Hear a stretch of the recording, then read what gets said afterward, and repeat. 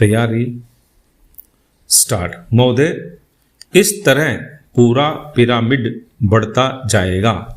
यह विचार बड़ा स्पष्ट और सरल लगता है, परंतु जब इसे हमारे विशाल आकार, जनसंख्या और सामाजिक जटिलताओं वाले देश पर लागू किया जाता है तो इसे कार्यान्वित करना अत्यंत दुष्कर कार्य हो जाता है।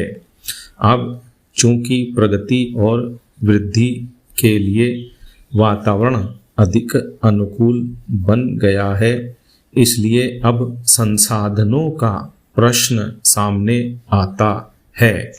टेक्नोलॉजी, गुणवत्ता, उत्पादकता और प्रतियोगिता के प्रश्न सामने आते हैं। इन प्रश्नों पर विचार करते समय हमें विदेशी कारकों की समस्या पर भी ध्यान रखना पड़ता है। इस संदर्भ में विदेश से निवेश और टेक्नोलॉजी अपने देश में आती रहे, यह प्रश्न प्रासंगिक बन जाता है। बाजार में प्रवेश मिलने का प्रश्न भी महत्वपूर्ण बन जाता है। हमें अपनी अर्थव्यवस्था को विश्व अर्थव्यवस्था के एक भाग के रूप में ही देखना चाहिए। हम एक अलग थलग द्वीप बनकर नहीं रह सकते।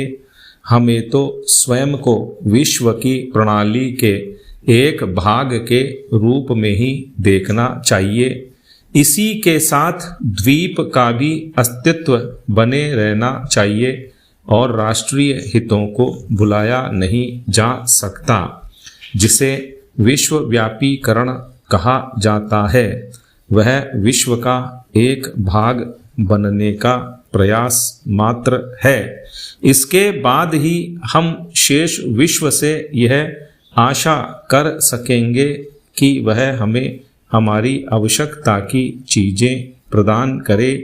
मुझे विश्वास है कि ऐसा करते समय विसम्मति की कोई आवाज नहीं होगी, किंतु हम विश्वव्यापीकरण महज उसी की खातिर नहीं कर रहे। यह तो विशिष्ट रूप से भारत के लोगों के हितों को ध्यान में रखते हुए किया जाना चाहिए, क्योंकि शून्य देकर केवल शून्य ही मिलता है। इसलिए हम अपना लक्ष्य तभी प्राप्त कर सकते हैं जब हम यह दिखा दें कि इससे देने वाले और लेने वाले दोनों का लाभ है। पैरा।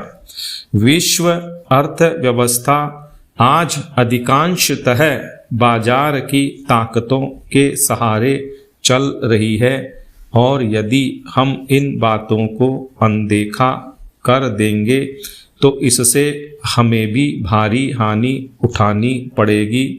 अपने प्रयासों में हमने इस वास्तविकता को स्वीकार करने का प्रयास किया है। विश्वव्यापीकरण से हम अभिभूत नहीं हैं, परंतु हम अपनी ओर से यथार्थ को समझने की पूरी चेष्टा करते हैं। कुछ आलोचकों ने यह कहा है कि विदेशी निवेशकर्ता हमारी अर्थव्यवस्था पर छा जाएंगे।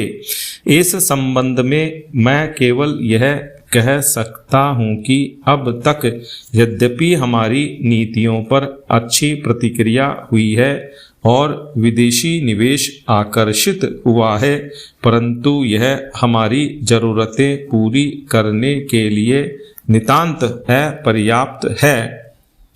आपको देखकर मुझे ऐसा नहीं लगता कि हमारे ऊपर कल विदेशी निवेशकों के छा जाने का खतरा लग रहा है। मुझे लगता है कि यहाँ उपस्थित आप लोगों में आत्मविश्वास की भावना बड़ी प्रबल है, और यही इस प्रकार की आलोचनाओं का सही उत्तर है। मैं विदेशी निवेश के प्रस्तावों की दो विशेषताओं को दोहराना चाहूँगा ताकि हर व्यक्ति इस बारे में आश्वस्त हो जाए। स्टॉप।